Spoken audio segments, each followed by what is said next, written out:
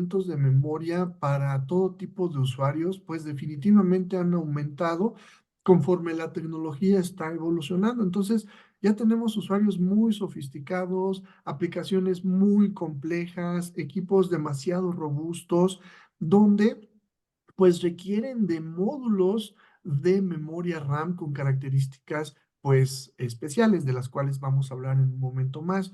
Inclusive las aplicaciones que se están manejando ya en los centros de datos pues impulsan mucho lo que conocemos como la famosa IA, que es la inteligencia artificial. Entonces, pues se requieren ya de módulos mucho más poderosos con características especiales, que son las que vamos a hablar en un momento.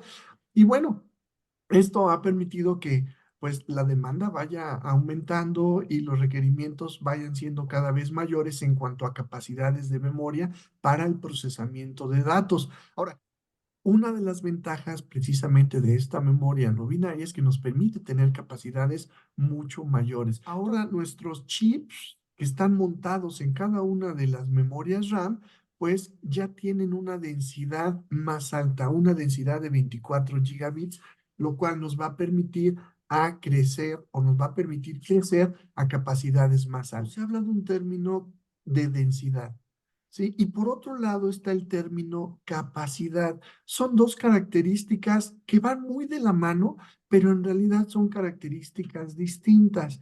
Entonces, la densidad se refiere a la cantidad de información que se puede almacenar en un chip de memoria en relación con su tamaño físico, ¿no?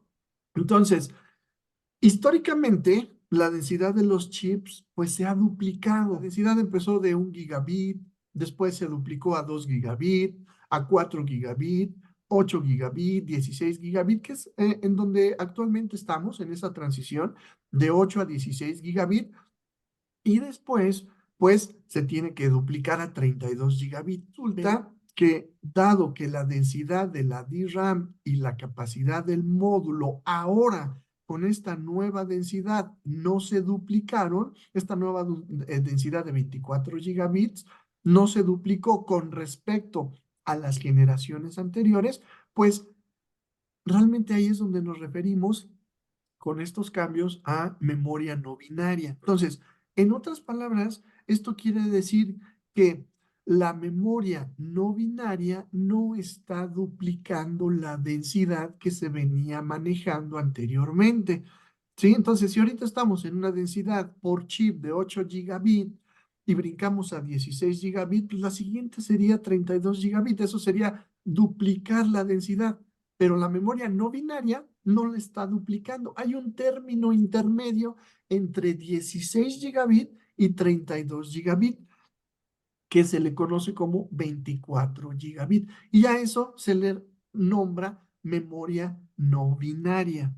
Entonces, para DDR5, pues tenemos una densidad intermedia llamada 24 gigabits o de una característica de 24 gigabit, y a eso se le conoce como memoria no binaria. El término no binario procede de no duplicar la densidad y la capacidad. Aquí ya estoy hablando de dos características. La densidad, ya la explicamos, ¿sí? Se mide o se maneja en gigabits y la capacidad en gigabytes. Entonces, más adelante vamos a ver cuáles son las capacidades que vamos a estar manejando a través de esta nueva densidad de 24 gigabits. La densidad anterior que se estaba manejando era de 16 gigabit. La que seguía era duplicarla a 32 gigabit. ¿Por qué se hizo una densidad intermedia de 24 gigabits? Bueno, primeramente para poder lograr tener módulos de capacidades más altas, ¿sí? Es decir, como tal, pues los fabricantes de los semiconductores de DRAM pues están continuamente mejorando el diseño y reduciendo los procesos de las obleas de silicio. Entonces se llegó a un término intermedio para que se pudieran poder tener módulos de capacidades más altas, ¿sí? Entonces, esto pues para aumentar el número de celdas y poder tener más capacidad en cada uno de los chips y desde luego permitir más capacidad en el módulo en su totalidad, ¿no? Entonces, esa es la idea y obviamente de que pues fueran más accesibles en tanto a costo, tuvieran un menor consumo de energía. Hubo muchas cosas que analizar ahí. Entonces, esa fue la densidad como tal que se llevó a cabo de 24 gigabits para poder lograr mayores capacidades. Densidad, ¿no? La densidad que va a estar manejando cada uno de los chips de memoria que están montados en esta memoria no binaria es de 24 gigabits. Y al tener montados este tipo de chip con densidad de 24 gigabits, nos va a permitir tener módulos de memoria de capacidad arrancando de 12 gigabytes de memoria.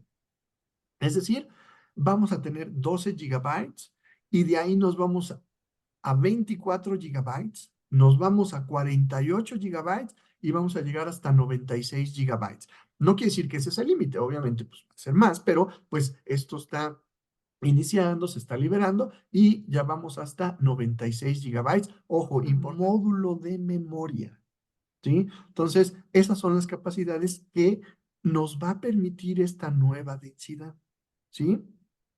Plataformas son compatibles con estos módulos no binarios o con esta tecnología de 24 gigabits de densidad, ¿no? Entonces, desde luego, todas las plataformas de nuestros amigos de Intel, de nuestros amigos de AMD, van a ser compatibles, hablando de lo que es DDR5 en sus características de las nuevas generaciones. Entonces, por ejemplo, si hablamos de PCs o en su caso computadoras portátiles, hablando de AMD, bueno, todo lo que es los chipsets AMD Ryzen cuarta generación con AM5, ¿sí? Serie 600, bueno, pues ahí lo va a poder soportar sin ningún inconveniente la memoria no binaria. Hablando de Intel, pues las generaciones Core de decimosegunda, decimotercera, decimocuarta en su serie 600 o en su serie 700. Hablando de PCs y lo que es notebooks, ¿no? Pero si hablamos de servidores, bueno, ¿qué sucede en la parte de servidores o workstation? En la parte de AMD, bueno, con sus procesadores AMD EPIC, arriba cuarta generación, y en lo que es Intel, bueno, los procesadores Xeon cuarta generación o la nueva serie de procesadores que manejan Xeones W3400 o W2400 van a poder utilizar estas memorias no binarias. Entonces, quiere decir que, pues, a partir de DDR5, estos equipos, pues, van a tener la capacidad de soportar memoria no binaria, ¿sí?